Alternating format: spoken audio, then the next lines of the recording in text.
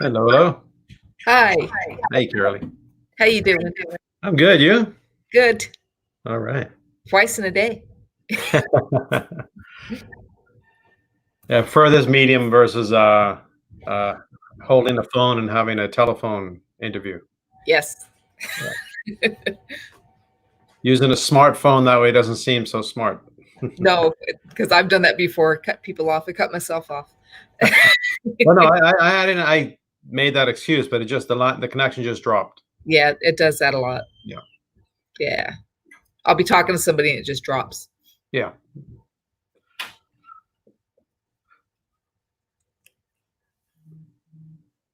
So I guess Are we on? we're on. Yeah, I think we're live, so I think we can get started. Okay. So if you want to introduce yourself, and then I'll introduce myself. Okay.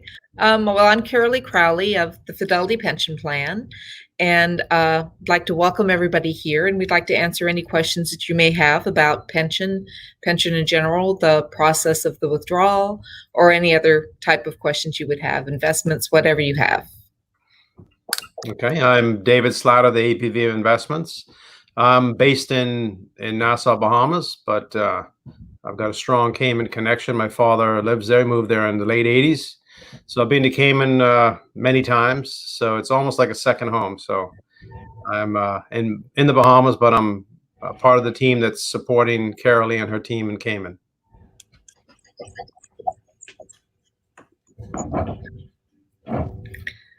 So basically, we're really, really happy to be part of the Royal Fidelity family now.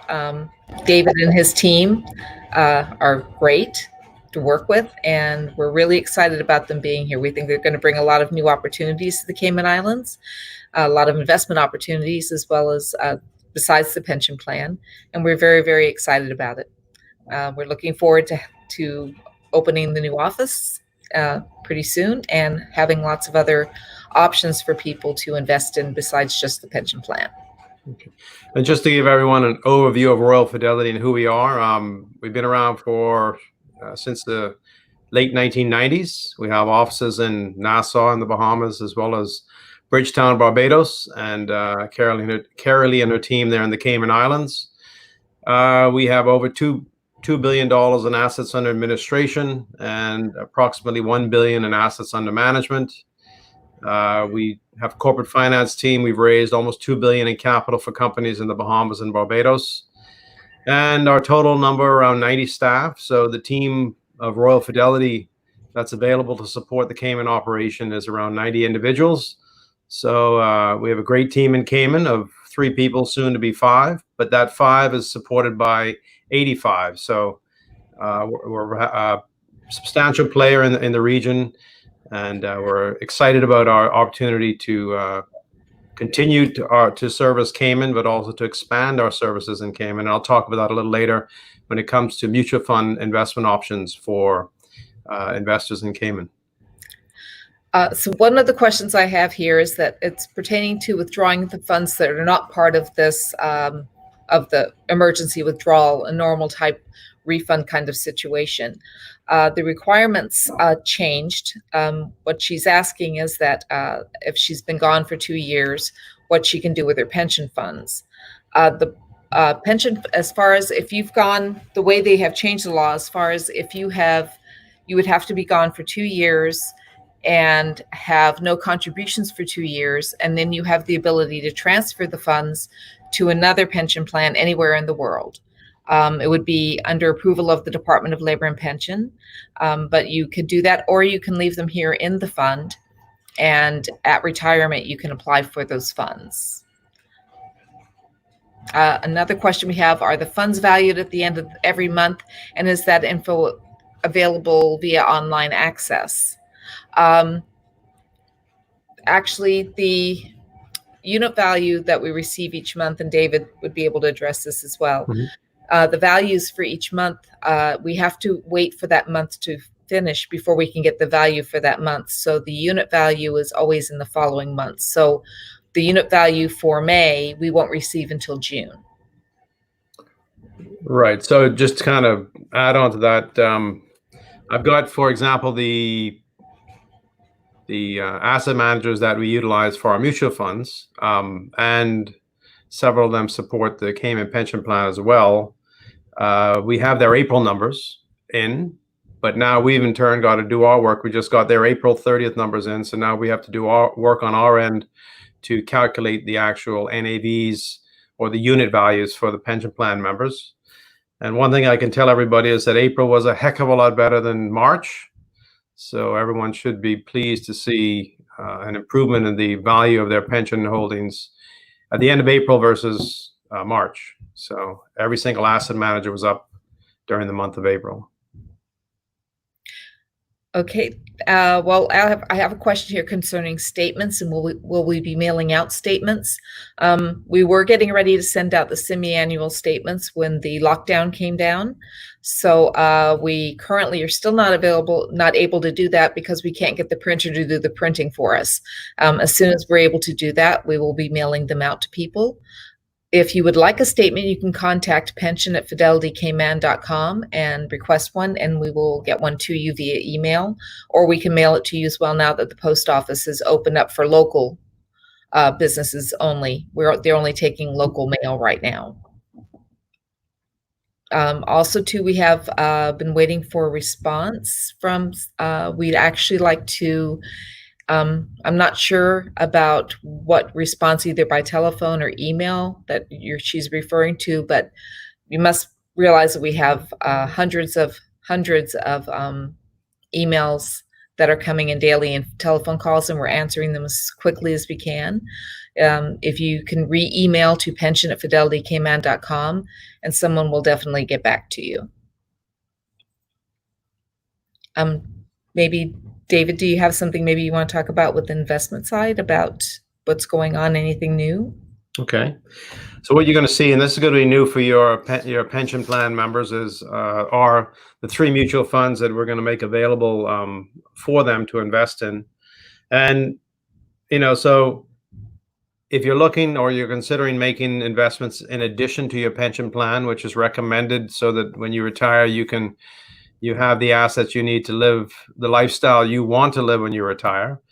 Or if you want to take out some of the proceeds from the pension plan, but you don't need it for this emergency, but you like to have it working for you, these mutual funds are an option for you as well.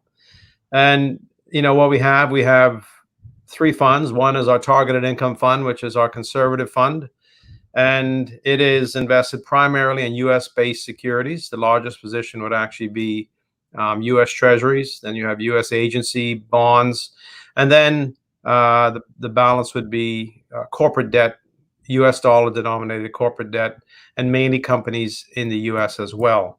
So it's U.S. centric, U.S. dollar centric, which is what we need for countries like the Cayman Islands and the Bahamas and Barbados that have their currency fixed to the U.S. dollar.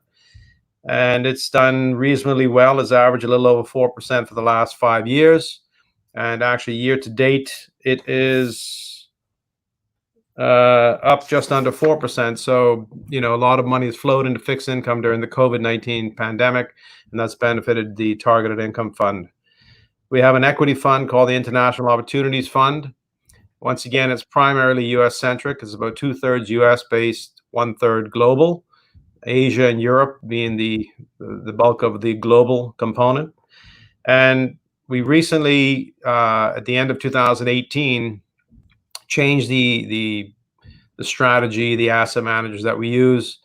And since they've come on board, they've outperformed their respective benchmark substantially. And to give you an idea, since inception, they've all outperformed and have been in line with their benchmarks. And the month of April, to give you an idea of what happened in April versus March. So year to date, they were all in substantial negative territory at the end of March. And we had returns in April of 12%, 13%, 10% for the US side. And on the international side, it ranged between 2.6% and 8.1%. So April was a very good month relative to March. Expectations are that with trillions of dollars of stimulus being injected into economies, the expectation down the road of a treatment and hopefully a vaccine our view is that the equity market is probably the best option for investors at this point in time. Take advantage of the down markets, because historically recoveries have always been pretty significant after sharp downturns like the one we had. And if you're a long-term investor, then equities need to be part of your strategy. And then we have a hedge fund strategy, which is maybe a little more, what should I say, unusual for the average investor. We're looking at long short hedge strategies. So this would be somebody who, they look at two companies that seem similar, and you think one's share price is going to go down and one's going to go up. You go short on the downside and up long on the upside, and you hope that both movements happen at the same time, and you make money during down markets as well as up markets. And they've averaged 2.3% for the last 3 years. We did make some major changes at the end of 2018 as well, replacing one of the managers that we used, and we're very pleased with that decision. So going forward, we expect better returns than historically has been the case. Okay, thank you, David.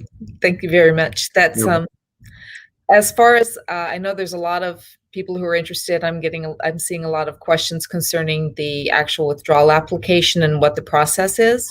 So if you'd like to get the application and get more information, you can go online at www.royalfidelity.com, and there will be an access to the Cayman Islands section, and that's where the application and information will be on how to submit your application.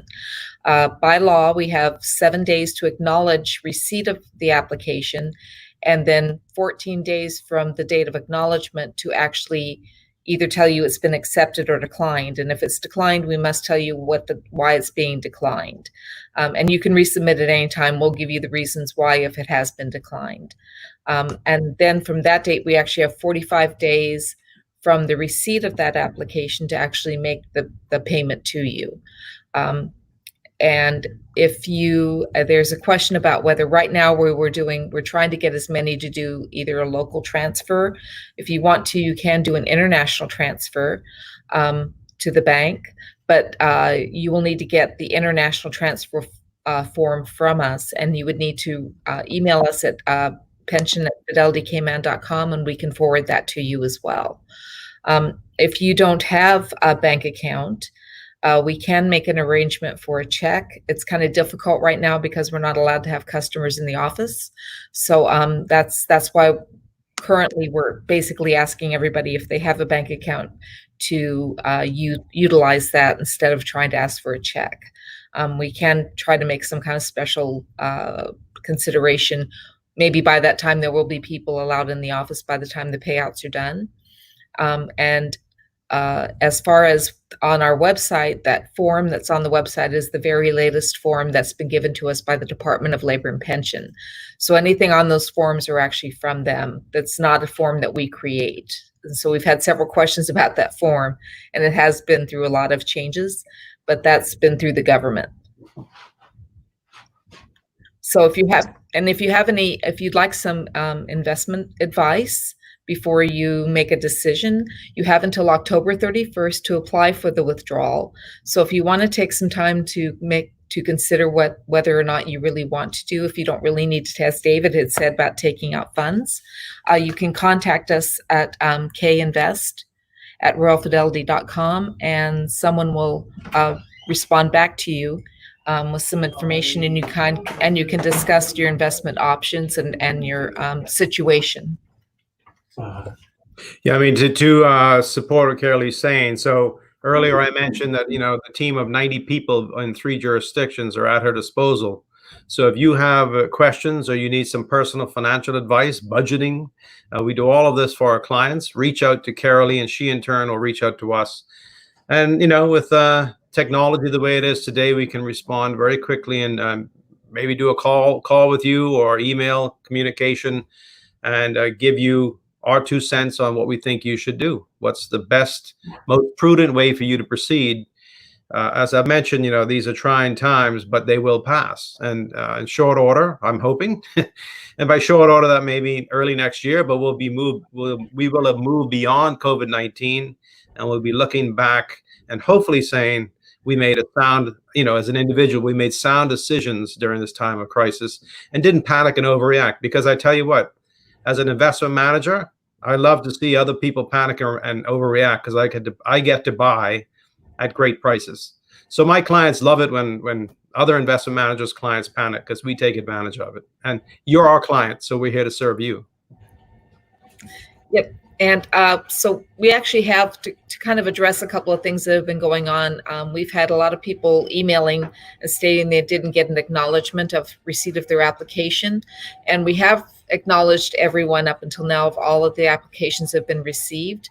So either the acknowledgement may have gone to your junk mail or whatever, maybe it was a blocker on your email. So just email us again at pension@fidelitycayman.com for us to pursue that, and we'll be happy to supply that to you.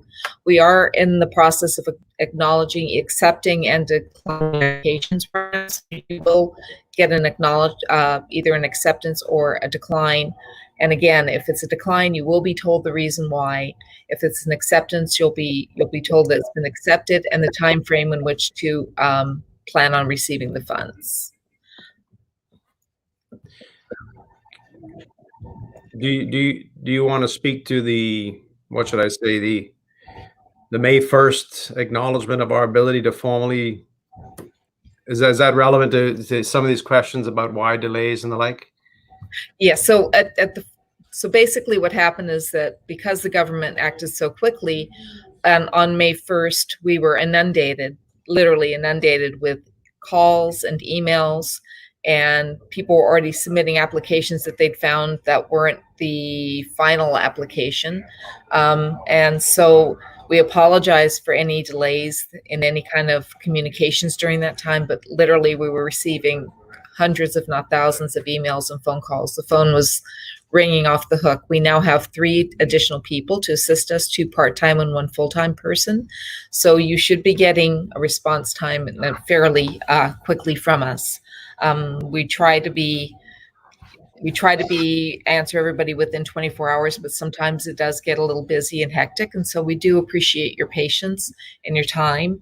And we hope that, whatever we can do, like I said, you may want to email us back, or phone calls. Sometimes, people are saying they're not getting through. Sometimes they're calling through the main line, which goes through an operator and doesn't come directly to our office. So sometimes we're hearing that as well. But we do have people, one person, just all she does is answer the phone from 9 to 1 every day. And we have another person who's answering emails and telephone calls and trying to get out statements to people as quickly as they can. If you would like your login details to the pension website, you can contact kreports@royalfidelity.com, and Vashti will be able to assist you with getting your login and password to the pension website. We actually have, I'll be honest with you, we actually have people who are submitting their application to our refund box at doing quadruple 4 and 5 times. That actually is causing a lot of, has put our box up to like 2,000 applications. And we're calling through all of the applications. So if you submit your application, you just need to submit it once. You will get a response within 7 days. We now have an immediate response on the K refunds box. So to submit your application, you can go to krefunds@royalfidelity.com, and you will receive an acknowledgement from that box.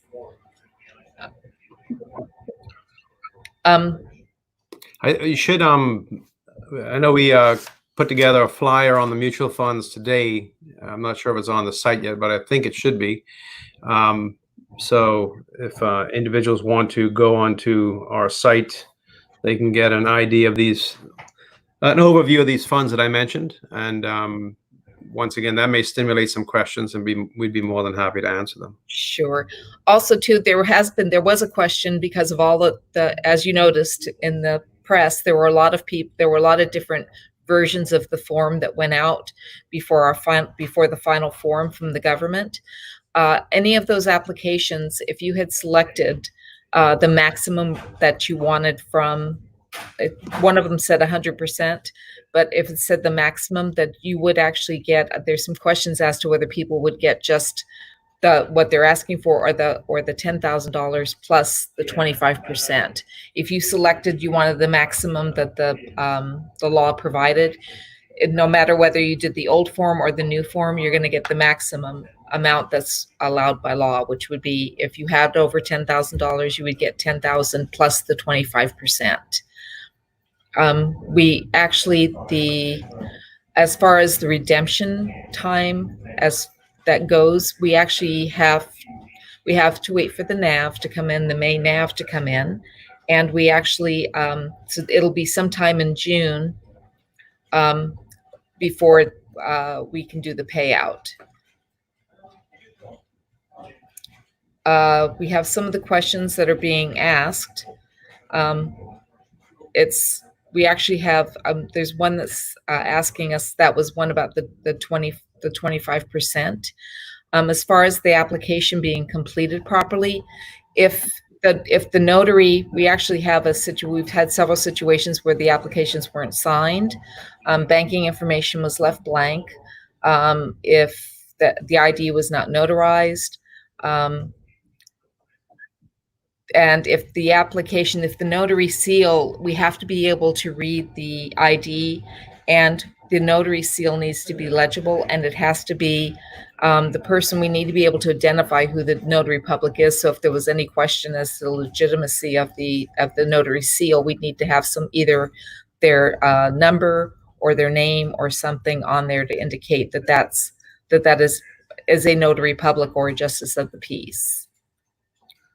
As far as response time, we have been, like I told you, we have been inundated. So we would like to thank you for your patience and the time that it's been taking us to respond. We know that there was a time lag there, but we now are working on diligently to get that done.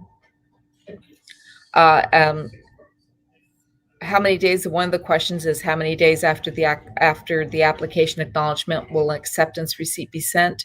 It's 14 days by law that we have to respond to you. We are in the process of accepting and declining applications now, so you will definitely be sent after the acknowledgement, you will be sent an acceptance or a decline within those 14 days. Hopefully we'll get them done sooner than that 14 days, but there's a lot to go through, but we promise you will get that within that time frame.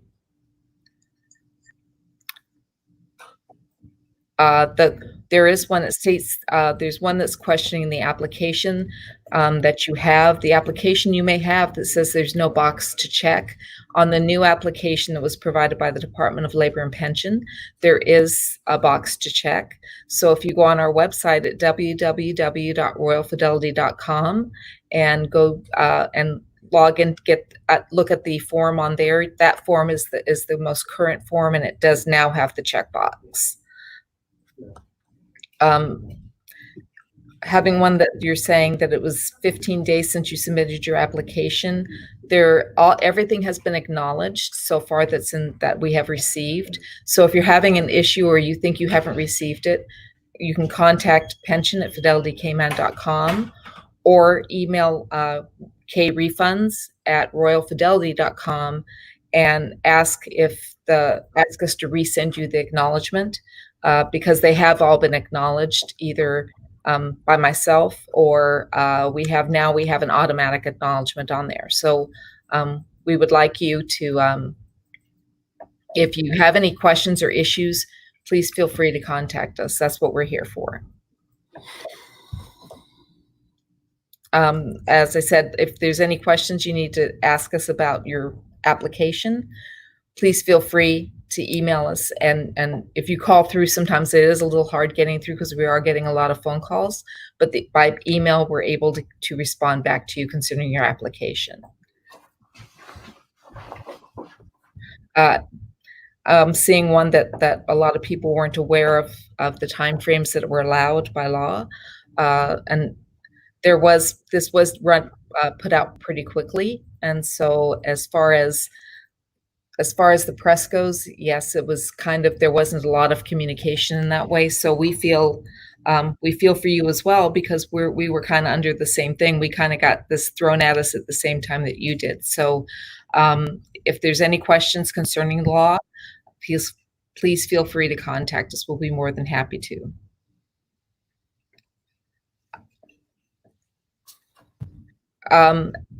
When you will know whether your application has been accepted or denied is after you receive an acknowledgement, you will receive an acceptance or decline 14 days within the 14-day time period that you actually received your acknowledgement. What we do is we actually email. We don't email from when we send an acknowledgement, we do not send an acknowledgement from the email it's received from. We actually look on the form and we get your personal email. We have had some people who've submitted applications on the behalf of other people. We don't respond to that email. We respond to the email that's actually on the application. If there is not one on the application, we will be calling the person to see to contact them, because we don't do any third-party confirmations at all. And we want to make sure people understand that. So your personal information is very important to us. And for the data protection laws, we cannot provide personal information to anybody but yourself. The 14 days that are being, the 14 days, according to, it's supposed to be, it's mostly business days. It's because we do not work on the weekends or the holidays as well. So if we receive something on a Sunday, we would respond to it on the Monday, or the Saturday or Sunday, we would respond to it on the Monday. If Monday was a holiday, we would be able to respond to it on Tuesday, because we don't work nights and weekends and holidays either. So we get that time off as well. We try to be as responsive as we can. But I think that as far as all the providers are under a lot of stress and strain right now. And so we do all appreciate your, I spoke to one today, and they're as crazy as it's been here. So we understand that, it's frustrating for everybody. It's a trying time for everybody, but we really, really do appreciate your patience. Reasons that your application could be declined could be, it could be that it wasn't signed, because the application is required to be signed by you. If you didn't provide us proper banking information, the funds that would be sent to your bank have to be the account has to be in your name. It can't be in anybody else's name. It could be a joint account, but it has to have your name on the account. As far as it could also be that you didn't select the type of payment you want, whether you want it to be 100%. There is a place in the form that you can select a specific amount. Some people are just selecting a specific amount that they would like to take out. Other people want the full 100%. Some people want that if they have over $10,000, they're wanting the 10,000 plus the 25%. So there's different options there. And if you don't tell us what you want, we can't process it, because we can't guess what you would like us to do for you. And we have to have you tell us what you would like to do. The other thing would be is if your ID is not properly notarized, such as through a JP or a notary public, or in the case of like a notary public, we've had a couple where the notary public, you couldn't read what their signature was, and they didn't put their name or their any kind of information concerning whether it's their license number or whatever it is, they didn't put that on there. So that would be rejected as well. Those would be the main reasons why we would not be able to. There might be some other strange things, but those would be individual basis type things. As far as you have to also remember that we also have compliance rules as well. We're audited every year, and our audit, we have compliance rules based on what the laws are.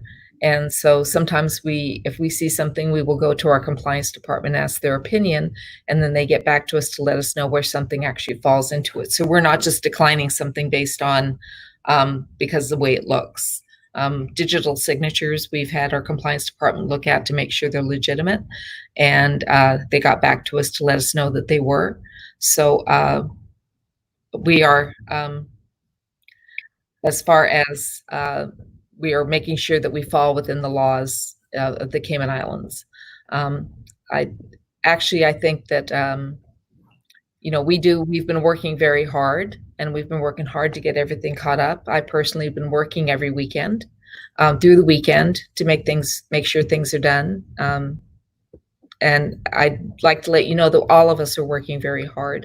The people in my office have been working on the weekends as well, and we've been working late at night as well. So people who don't think that the pension providers are working to get applications processed, we are working very, very hard to make sure that the times are met and that we're taking care of our members and former members, because a lot of these are former members as well. If David, do you have anything else you'd like to add? Yeah, I mean, the questions are primarily for you down in Cayman, and you're doing a great job answering them. There was one that asked about the which NAV would be used to determine the dollar amount. And I mean, I know with mutual funds, a redemption requested in a given month, the NAV or the unit value at the end of that month would be used to determine the payout in the following month. Is that the same with the pension plan? Yes, exactly the same. So, is there a date deadline for that redemption to be applicable in that month? In other words, if it came in on April 30th, did you miss the April 30th deadline? Yes. Actually, what we've done is for May, all of the pension providers agreed that we would accept applications up through May 29th that would be paid with the May unit value. Okay. All the pension providers, we actually, people probably don't know this, but we actually do talk to each other and meet on a regular basis. We are trying to start up an association again. So we all are in communication with each other. We don't want to, we want to make sure everybody is on the same page. We all want to agree on what we accept. So currently it's May 29th. We all agreed that we would accept up to then. So if you submit something on April 30th, it's not going to be for the May unit value. You're not going to get that unit value. It'll follow over into the June unit value. Right. So if you subscribe, you put in your redemption on May 30th or May 31st, you're going to get the June NAV. Correct. Absolutely right. Correct. And bear in mind that let's suppose your pension amount is under the $10,000 amount, and what you have is a number of units. You don't have a dollar amount. And until the NAV is struck on May 31st, we don't know what those units are actually worth. And therefore, we can't cut a check until we have the NAVs or the value of the portfolio of the pension plan actually determined. So bear that in mind. If you're redeeming all of your units and it's much less than 10,000, we don't know what the dollar amount is until the value of the pension plan is determined. So there's steps that have to be achieved or ticked along the way so we can actually determine the dollar amount to be paid out. I do have another question here. It has to do with a beneficiary for a deceased person. As far as the way that the law reads here is, you would need to probably contact us at contact me, which my address is carolee.crowley@fidelitykmon.com. I would be able to assist you. You would need to. It's different. There are different rules for death benefits for different people in different circumstances. So I can't actually do like a blanket, let you know what a blanket kind of law kind of thing, because there are different things for different types of beneficiaries. So we would have to look at the actual account and the beneficiaries and see how it would actually be able to be paid out, or what the situation would be. But please feel free to reach out to me and I'll be more than happy to assist you. I have a question here. The process, if you don't have a bank account, you could actually request a check. Like I said, right now the offices are closed to customers coming into the office, but by the time the payouts are done, maybe it will have been relaxed to where people would be able to actually come and pick up checks. So, we try to be accommodating to everybody. That is why we have been pushing the ACH form. It's actually more efficient. So when we process your withdrawal, you would be able to, it goes right from the bank to your bank account. So it's a lot safer. You're not having to worry about getting a check cashed. It does take a bank time to actually write a check or write a draft. So it takes some additional time period for that. So it wouldn't be as immediate. You might have to wait a couple of extra days to get the draft compared to having it put into a bank account. Same thing with international wires. They go very quickly. So we don't do any international drafts at all. So it would have to be a local draft that you could request, but you could write it on the form at the bottom. You could say you don't have a bank account and just say, I request a check in lieu of that. And we would contact you and work out some kind of, if you couldn't come to the office, we would, hopefully by June, we'll have something in place where we can do that, but we can maybe make an arrangement for you to pick it up at some other location. I see a question that asks if you have less than 10,000 and withdraw at all, does that close your account? Well, it depends. So if you're still, we do have the pension holiday going as well, and that was as of April 1st through the 30th of September, I believe.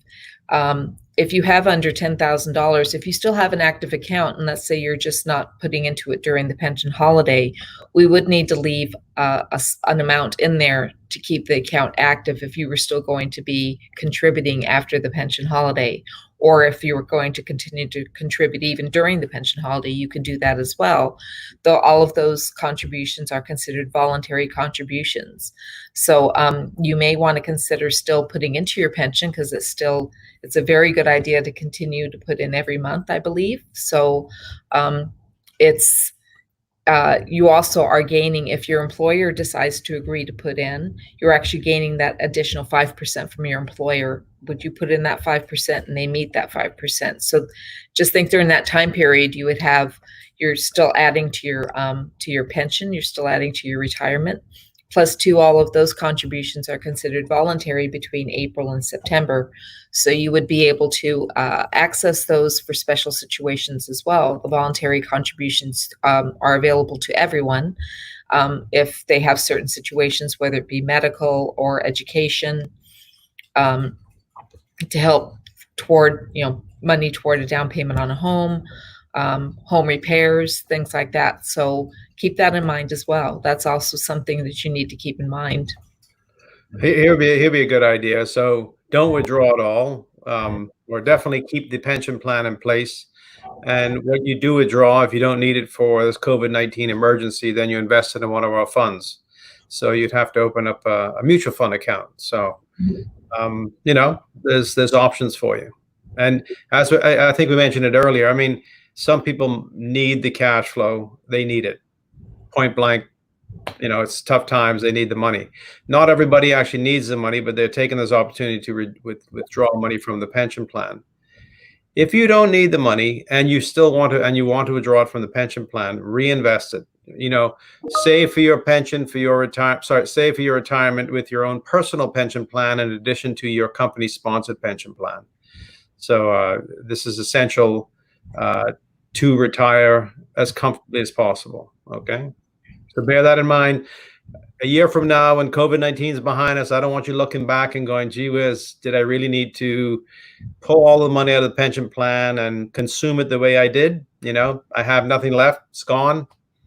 I've got to rebuild from scratch. We don't want you to be one of those people rebuilding from scratch when this is over. If you don't need the money for emergency reasons.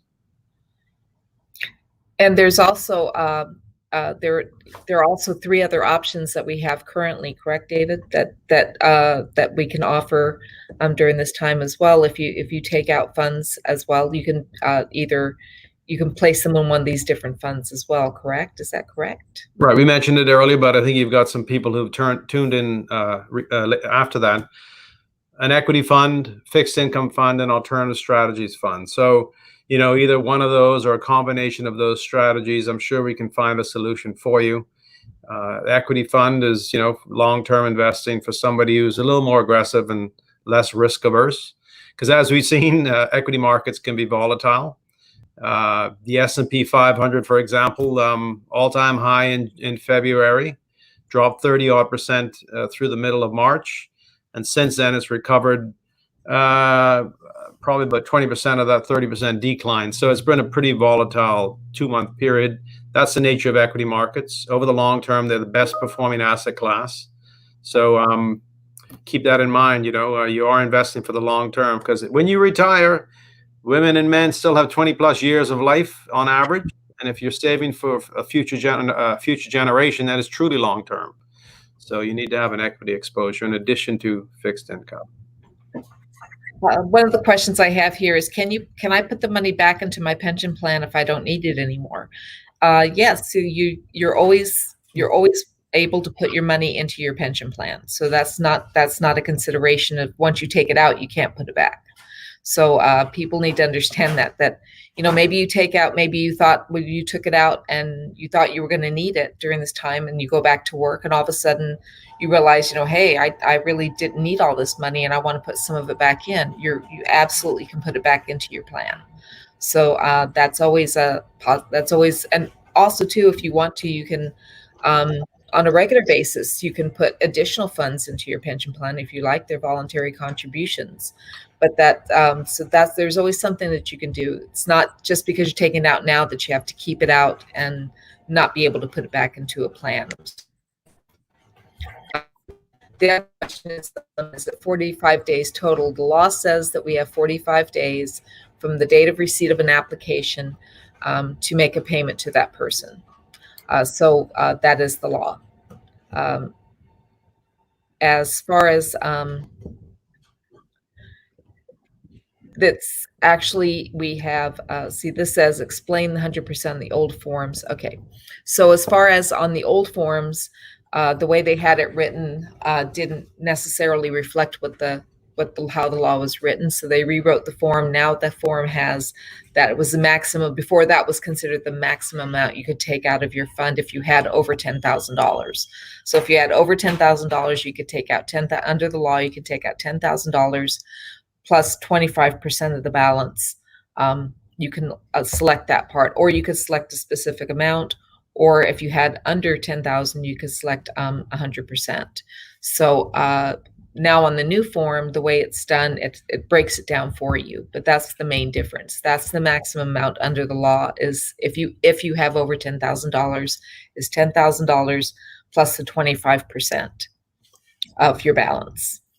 Carolee, we had received some questions via email previously. Do you have access to those emails, or do you want me to read the question? If you could read the question, that'd be great. I didn't send them over. Yeah, sorry.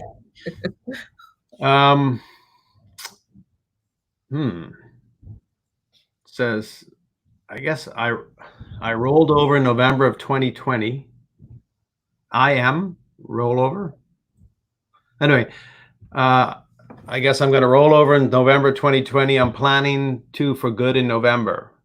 My question is, because the CI government issued the law that all the employees can claim the 10,000 plus 25% of their remaining balance. Okay.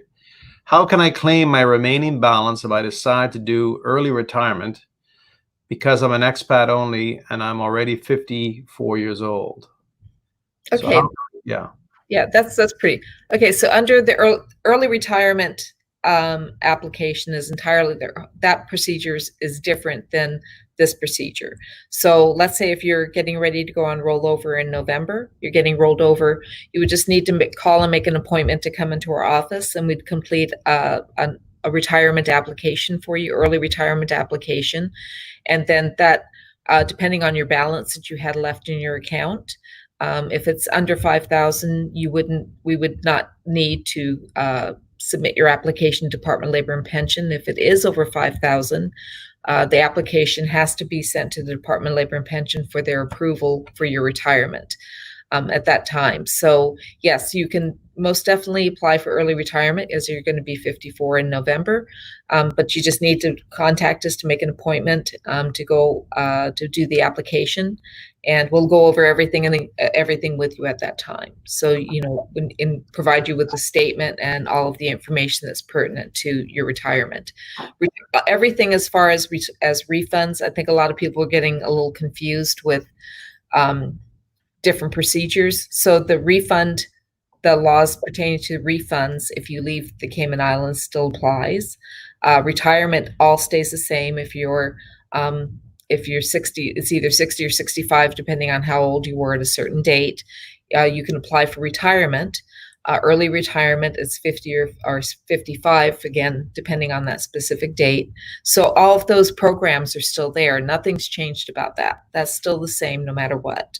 So this is just a special law that they passed to assist people during this pandemic and during this time, to assist with any emergencies that people may have.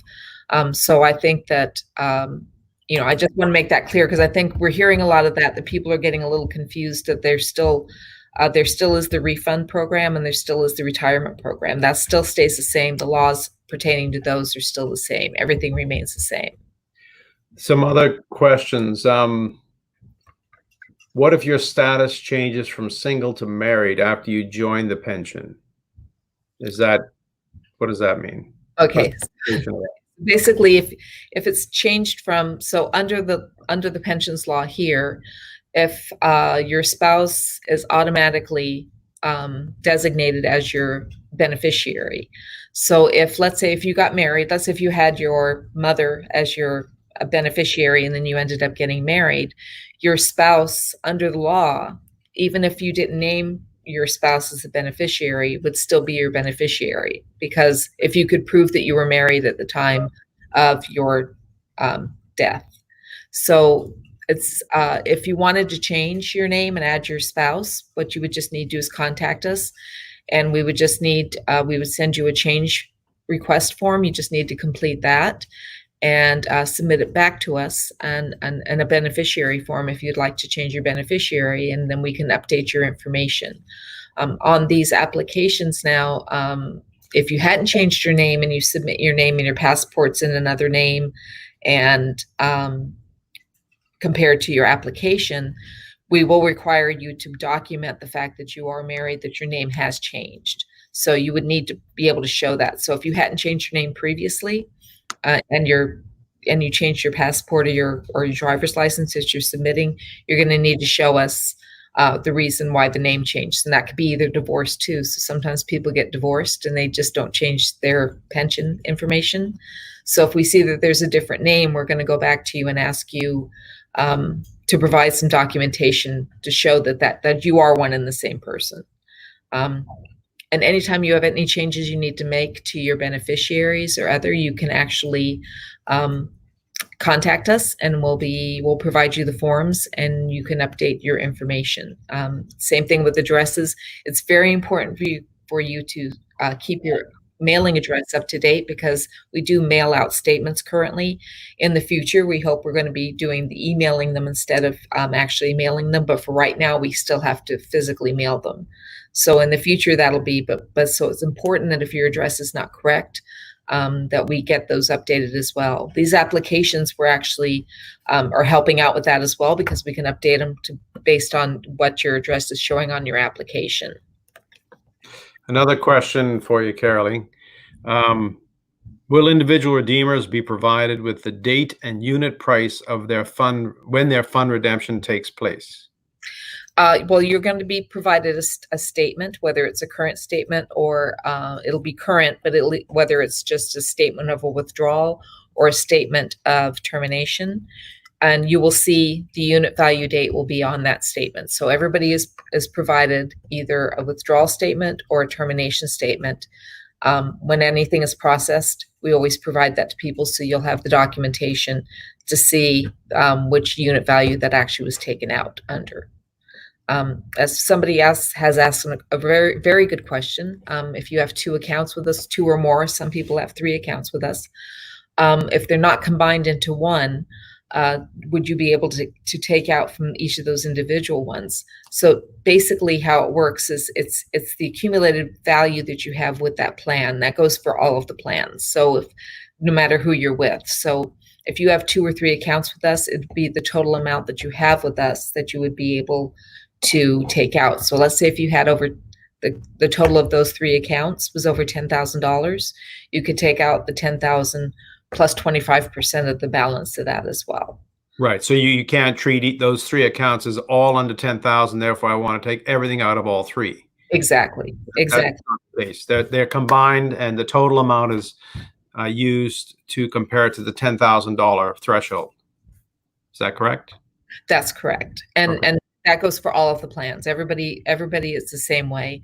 That's come up before in another situation, and the Department of Labor and Pension verified that it's the accumulated balance you have with a plan, not per account with that you have separately within that, so that they don't get treated as separate. They're considered an accumulated balance. I see one of our viewers actually answered the question online as well. Yeah. So, and that's a legitimate question, because I think that people don't understand that sometimes. They think they're individual accounts and they're actually an accumulated balance. As far as let's see. Actually, no, I take it back. It's one of your colleagues. Oh. So those, in case you're wondering, you got Carolee and myself right here in front of you, but we also have members of the team who are typing away as well. So we're going to get your questions answered one way or the other. Yes. And so basically, what I'd also like to talk about is the fact that I think that people need, if you have any questions, if you're not understanding something about pension, and I know a lot, investments seem to intimidate people. David's team, and we're all part of the same team. You can ask any of us any of those questions, and we'll be more than happy to answer them for you.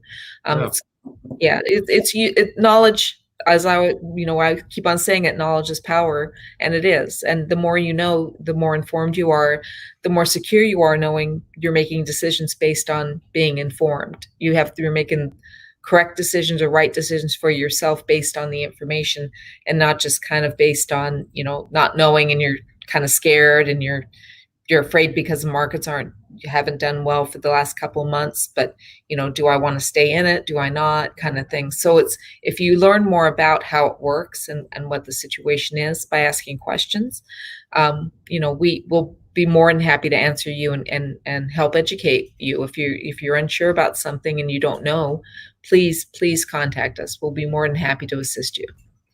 In case you're wondering, Royal Fidelity, our connection to the Cayman Islands, if you've ever gone to the CEO conference or heard of it, we've been sponsoring it for the last few years. And also, if you went to the Sevens rugby tournament last year, we sponsored that as well. So we've been committed to the Caymans for a number of years, and we look to be committed with Cayman and you and yourself and the rest of the islands for decades to come. Can't forget Cayman Bracken and Little Cayman, right? Otherwise, you get in trouble. That's true. That's right. And actually, we're really excited. We really are very, very excited to have be part of the Royal Fidelity family. I do think that you all will be very happy to see them here. They're going to be able to offer advice and information and investments, and we're going to have the pension plan, and there's going to be a lot of new and exciting things going on, and we're very, very happy and pleased that that's taking place. And hopefully we'll have we're planning on having a new office in July, and we hope that you guys will maybe drop by and say hello and ask any questions that you have that we can help you with. And even during this time, we understand this is a very stressful time for a lot of people and very scary time. It's very scary for all of us. And, I know people all of a sudden just didn't have a job, were laid off. That's very terrifying. And I can imagine how that must feel. And, so we really do empathize with everybody's situations going on right now, everybody in the world, because everybody's going through the same thing. And it's a very, very scary time. Yep. Well, I hope everybody enjoyed this medium for connecting, because we've been using it locally in the Bahamas to communicate with brokerage clients, mutual fund clients, and we look forward to additional opportunities to communicate with our clients in the Cayman Islands using this medium. I find it's great to be able to put a face to the voice, and also to see names to the questions, and the feedback, the interactive feedback is very useful, because I'm sure that, as Carolee and I have told many people, every question is a good question. And I know some of the questions asked by some of the viewers triggered other questions. So once you get the question, snowball rolling, it just builds and builds, and we have a very productive session like we had today. Were there any other questions for us, Caroline? I have one more here that I see that they're asking about, for those who are not qualified to withdraw who left before February 1st. Under the new laws, if you left on February 1st, 2020 or after, you do qualify for this program. If you left before then, you don't. So for people who left before then, before February 1st, the regular refund laws apply. So that would be if you had under $5,000 for the Fidelity Pension Plan, if you left before February 1st and you had under $5,000, and even if you left after February 1st and you have under $5,000, you can receive those funds 3 months after leaving the Cayman Islands. If you had over $5,000, you're no longer able to get a cash refund under the law. The law states that is no longer you were no longer able to get a cash refund, but after 2 years of no contributions and 2 years of non-residency, you can actually transfer those funds to another pension plan anywhere else in the world. But that would have to be approved. Or you can leave them here and they stay invested the whole time. There's not a dormant pension account. That's another misconception out there. I think a lot of people say they're dormant, but they're not. They stay invested up until the time that you actually close your account. So you could actually keep the account with us and apply for the retirement at retirement age. And I think that may be it. So we actually have, I don't see any more questions that we have. Oh, I did see one that says, are you saying that it makes no sense to have individual accounts? We can combine the accounts together. All we need is for you to send us an email. We need it in writing from you to state, please combine my accounts together, because we have had people who wanted them separate for whatever reason, and we combined them and they did not like that. So we need your approval to move any money from your accounts. So you would just need to just send us an email and say, I would like all of my accounts combined into one, and we will do that for you. And again, you can send that email to pension@fidelitykman.com, and we will do that for you. But as I'm saying, as far as with this withdrawal special emergency thing, it's the accumulated balance you have with a plan and not per individual account. So you can't take out of the maximum amount of, like, if you had 3 accounts over 10,000, you couldn't take, you could take 10,000 plus the 25% out of those 3 accounts. But if you had 3 accounts, that you could not just take 10,000 from each of those accounts and then the 25% from each of those. I see somebody just noted that they sent like 4 emails to both emails, and they just wanted us to respond verifying receipt of email. Is there some way for us to do that now? Yeah, Yandi is online, so okay. she should be able to do that. Did you see that one, Yandi? I don't see anything else coming. I've answered everyone. What is the name on that one? Josephine Medina.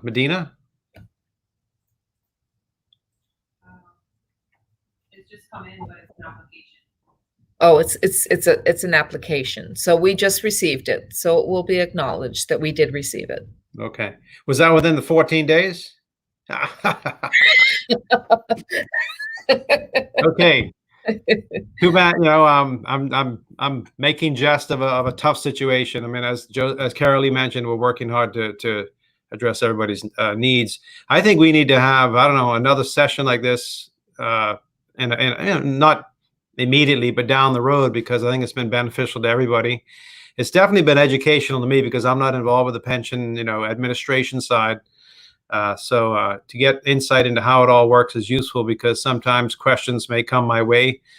But while I'm not an expert like Carolee, I can at least give some reasonable feedback, And I'm the same as far as the investment side. I'm not David, but I can answer. That's why you have a team, right? Exactly. Absolutely. Exactly. The diverse team, diverse portfolio leads to what? Leads to benefits, leads to results. Yes, absolutely. And So there is just one more thing I want to say. Somebody has brought up a legitimate question. If you sent your application to pension@fidelitykman.com, we have our K refunds at royalfidelity.com. That application has been forwarded to that box to be dealt with. So that's why you don't need to send multiple emails and send your application to different places. Once you've sent it to us, it's gotten forwarded over and it'll get an acknowledgement and be handled from that box. So yes, we're making sure, we're not going to, just because it didn't go to the K refunds box, that it's not accepted. We've all been forwarding emails to that box as well that we've gotten personally. So please be assured, if there's an application attached to the email, we have forwarded it on to be dealt with. Well, I mean, we've been on for an hour, and when's your curfew end? 7. Your curfew starts at 7.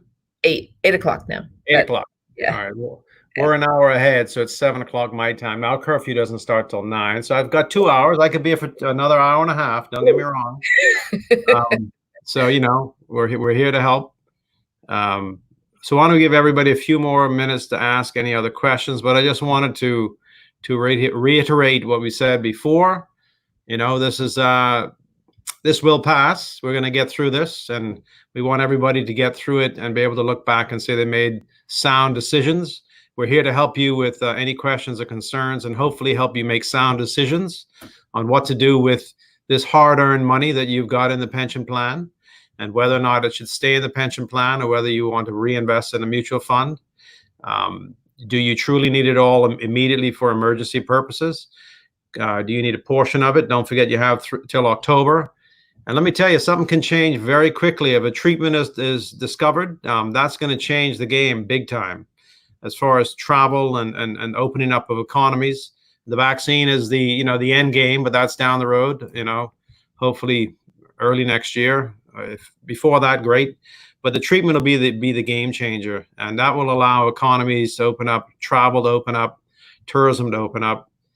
If you think you need tourism to open up in Cayman, you need to come to the Bahamas, because we really need it to open up. It's 40% of our economy is tourism, and majority, over 50% of our labor force is in tourism, either directly or indirectly. So we definitely need it to open up. So we're with you. Come on, treatment. We need it. Yes. And yes. Once again, any questions you got, send them to Carolee and her team, and she'll forward them to us, and we'll help provide answers for you. Yes, and we'd like to thank you all. We're really happy that you came on to ask questions and make comments and get information concerning the Fidelity Pension Plan and Royal Fidelity in general, and concerning the withdrawal process and any other questions that you had. They're all great questions, and hopefully we answered everything you wanted us to answer. But again, if we didn't, then you can contact us, and we'll be more than happy to answer and field any questions at all.